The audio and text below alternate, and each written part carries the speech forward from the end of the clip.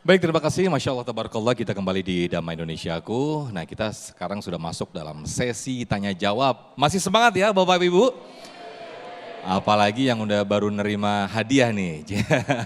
Baik, berikutnya ini akan ada sesi tanya jawab. Insya Allah yang pertama kali akan dijawab oleh Abi Pantun. Dan yang pertanyaan yang kedua akan dijawab oleh Ustadz Kasif Her. Dengan tema yang sangat menarik, bertempur. Ini karena ada di komplek, jadi bertempur, melawan sulitnya hidup. Baik, kami persilakan Ananda Salsa untuk bisa berdiri untuk mengajukan pertanyaan. Silakan. Ya, sudah nyala Ananda Salsa?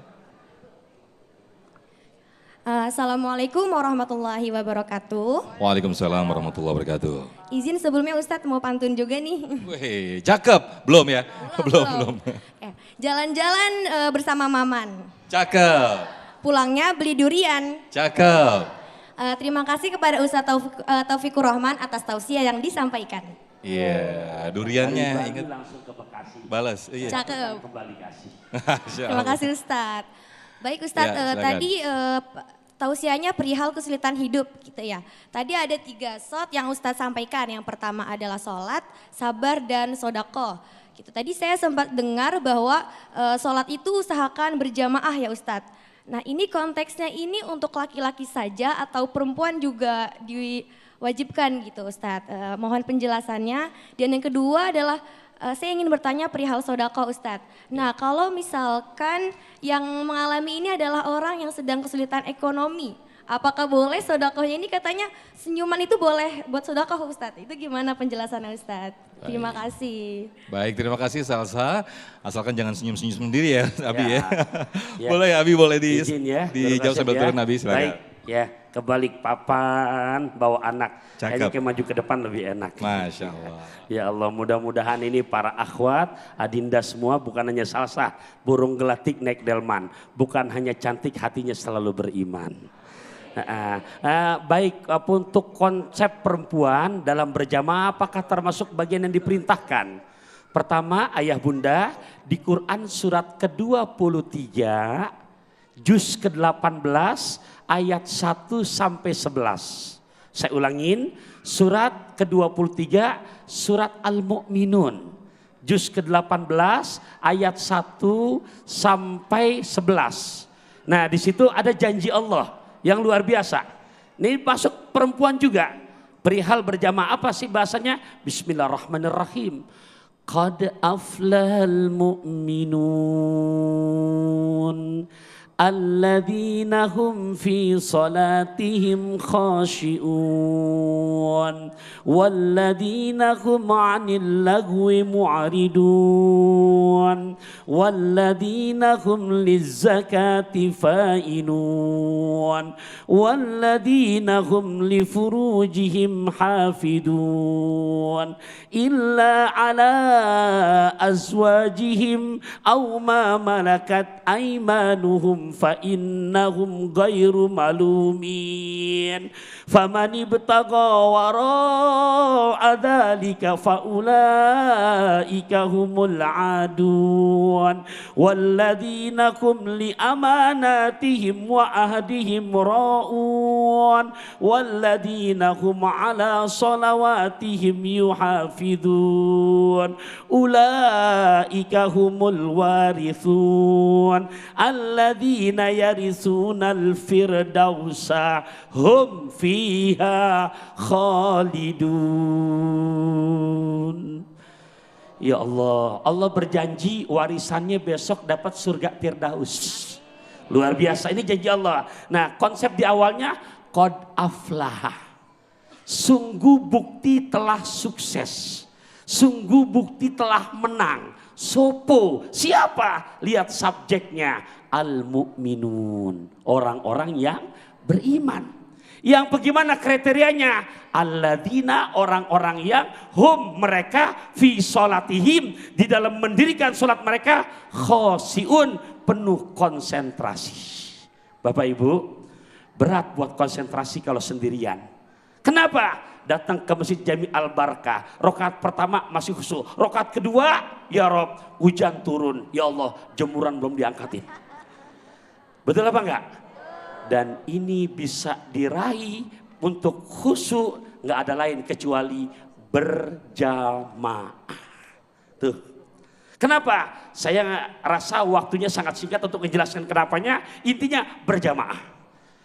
Ustadz, apakah perempuan tetap dianjurkan? Ya Allah, para bunda, semoga Allah izinkan dia bisa segera ziarah ke makam Nabi kita Muhammad yang langsung di Madinah Al-Munawwaroh. Ya, mau gratis? Beli luwak white coffee. Oke, saya teruskan. Nah itu terutama para bunda, terutama adinda nih, kenapa? Ada pintu 25. Pintu 25 itu bukan baru sekarang. Pintu 25 itu dari zaman Nabi udah ada khusus untuk perempuan. Untuk siapa? Nah berarti kesimpulannya untuk perempuan pun, kalau misalkan memang di tempat masjid yang kita ada, satu, memang fasilitas tempatnya disiapkan. Di sini disiapkan nggak buat perempuan? Disiapkan. Yang kedua, tidak menjadi fitnah, maka kategori berjamaah buat perempuan itu sangat dianjurkan. Jelas tuh? Kenapa? Karena adanya pintu 25 di Masjid Nabawi bukan ada baru sekarang. Itu udah ada di zaman Nabi, di mana para sahabat-sahabat Nabi mengajarkan untuk kaum akhwat pun ikut berjamaah. Satu, memang tempatnya disiapkan. Dua, tidak menjadi fitnah. Jelas tuh ya? Jelas tuh ya? Tuh, jadi bahasanya bisa menggempur menghadapi kesulitan hidup. Oh jelas. Saya mantun dulu boleh? Berpangku tangan kaki dilipat.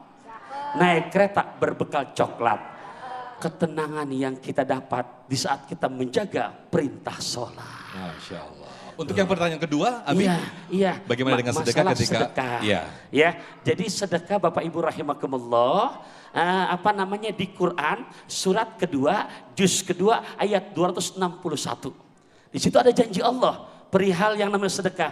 Matsalul ladzina yunfikuna amwalahum fi sabilillah kamasali habbatin, ya, seperti satu butir benih ambatat. Lihat redaksinya pakai fi'il madhi, menunjukkan janji yang pasti. Ustadz, bagaimana sedekah? Konsepnya jangan nungguin kaya. Jangan nungguin kaya. Tapi apa yang bisa kita sedekahkan untuk hari ini? Dari surat Al-Baqarah ayat 261, di situ Allah tidak pernah mentarif buat sedekah. Tapi ingat, di saat kita praktekkan dengan sekemampuan kita, apalagi lagi sulit, tetap berani sedekah. Satu, janji Nabi, dua, malaikat begitu azan subuh udah nongkrong di pintu rumah kita. Di saat dia yang berbagi, mungkin standar anak-anak mahasiswi seharinya cuman baru bisa angkanya, angka depan 1, nolnya ada 3, gambarnya rada hijau, lecek, bau amis, ada goloknya.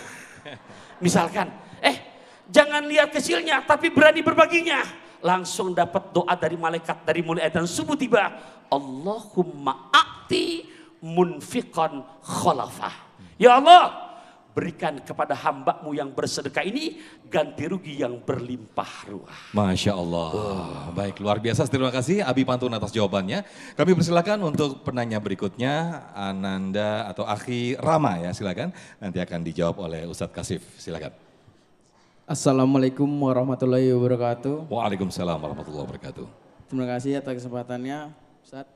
Izin bertanya, Ustadz, bagaimana cara kita semangat dalam menghadapi sulitnya dalam titik kesulitan dalam kehidupan, dan ketika kita dibully ataupun dikucilkan oleh orang sekitar, bagaimana cara kita untuk bangkit dan sanggup menghadapi itu semua, Ustadz? Baik. Terima kasih. Ini bagian dari kesulitan hidup ya, dibully. Silakan Ustadz Kasif. Tadi namanya siapa? Beliau Bang? Rama. Bang Rama. Rama, Sintanya nggak ada nih. Silakan Ustadz Kasif. izin guru. Ya buat Bang Rama yang paling ganteng. Rama Taita apa? Yang penyanyi dangdut itu Rama. Mama itu. Oh, Bang Rama yang saya muliakan, seluruh pemirsa Damai Indonesia yang saya cintai. Ini bulan Maulid. Bulan di mana kita mengingat perjuangan Nabi Muhammad SAW. Nabi itu pernah mengalami kesulitan yang begitu dahsyat. Di embargo ekonomi. Bahkan para sahabat Nabi sampai makan daun dari ranting-ranting pohon. Saking nggak punya makanan, nggak punya uang untuk membeli makanan. Jadi kalau kita ingin lihat musibah diri kita nih, ujian hidup kita, lihat ujiannya Nabi Muhammad. Itu yang dinasihatkan oleh Sayyidah Aisyah radhiyallahu taala anha. Man asaba bi musibatin falyadhkur bi musibatin Nabi sallallahu alaihi wasallam. Fa inna musibatahu ahwan. Siapa saja yang kena musibah ujian hidup, maka lihat ujian Nabi Muhammad. Ya, engkau alhamdulillah masih bisa punya tempat tinggal. Nabi SAW pernah mengganjal perutnya pakai batu 3 hari, dapur nggak ngebul. Nah, ini Bang Rama sih kalau dari lihat sih kayaknya makan sehari bisa 5 kali ini. Nabi SAW lihat begitu, bisa nggak beli makanan? Bisa, tapi Nabi lebih mengutamakan sahabat yang lainnya. Nabi punya makanan dikasih ke orang yang lebih membutuhkan. Apakah Nabi miskin? Enggak, Nabi SAW maharnya luar biasa. Ya 20 ekor unta kepada Sayyidah Khadijah. Kaya Nabi kita SAW, tapi lebih memilih jalur membantu orang yang kesusahan. Sehingga beliau kadang nggak punya makanan. Jadi yang ingin saya nasihati buat diri saya, buat bangsa Indonesia yang hari ini lagi mengalami ekonomi yang sulit. Ingat Nabi kita SAW juga pernah sulit ekonominya. Tapi insya Allah, fa inna ma'al usri yusra, inna ma'al usri yusra. Satu kesusahan Allah kasih 2 kemudahan. Satu kesusahan Allah kasih 2 kemudahan. Begitu janji Allah Subhanahu wa taala. Enggak akan melulu kita sulit. Nanti akan ada masa-masanya kita sukses. Amin. Ada masa-masanya sejahtera. Ya, makanya kita belajar hidup dari para petani. Man zara'a hasad. Barang siapa yang menanam maka dia akan memanen. Lihat, ya udah, sekarang Bang Rama belajar bisnis. Saya di PHK dari kantor saya, itu bukan akhir segala. Kehidupan kita bukan akhir dari hidup kita. Mungkin itu awal kesuksesan kita. Kita lihat lagi cerita orang-orang kaya, sukses. Dulunya mereka sulit, dulu mereka miskin. Bahkan yang punya KFC itu adalah seorang letkol tentara, pensiunan Pak. Dia nawarin resep ayam fried chicken ke mana-mana, tapi gagal. Sampai akhirnya di usia 65 tahun dia membuka sendiri restoran ayam. Ini nggak boleh sebut merek. Udah kesebut. Udah disebut. Baik. Siapa tahu masang iklan. Baik Ustaz Kasuf, kalau tadi yang disebutkan adalah kesulitan hidup. Namun mungkin yang lebih ditekankan oleh Ananda Rama tadi ketika menghadapi bullying. Ini termasuk bagian dari kesulitan hidup. Tadi bagi termasuk. Ananda Rama. Tadi Ya. termasuk. Jadi kalau dibully sama orang nggak akan membuat kita bahaya. Kalau dipuji sama manusia tidak akan membuat kita mendapatkan manfaat. Satu-satunya bully yang bisa bikin kita mudorot hanya dari Allah. Ingat, satu-satunya bully, hinaan, celaan yang bisa membuat kita hancur hanya dari Allah Azza wa Jalla. Manusia celah saya, 1 juta manusia, 1 miliar manusia mencela saya tidak akan membuat saya hancur. Ada nggak? Gara-gara dicela, mohon maaf lahir batin, ya jatuh, lagi jalan jatuh. Enggak. Kita bisa jalan asal hati-hati, ada lubang kita melihat. Jadi intinya Bang Rama jangan pernah down kalau dibully dan jangan pernah sombong ketika dapat pujian. Pujian manusia tidak mendatangkan manfaat, celaan manusia tidak mendatangkan mudorot. Setuju? Baik, Masya Allah. Terima kasih Ustaz Kasif. Karena pujian itu kalau P-nya dihilangin jadi ujian begitu Ustaz. Oh iya kan. Baik, terima kasih. Ini nanti jadiin status ya. Baik, masih ada sesi tanya jawab lagi. Tetaplah bersama kami di Damai Indonesiaku.